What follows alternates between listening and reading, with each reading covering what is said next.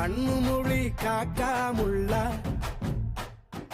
குருவ ரெண்டும் குருவ நெல்லா நீராந்த போல தினோதான் திருவேள என் சொப்பனம் மாற வந்து வெளிச்சம் தார தலகாலு புரியலையே பாச தெரியலையே மனசு ரக்க முளைச்சு பறக்குது யாத்தே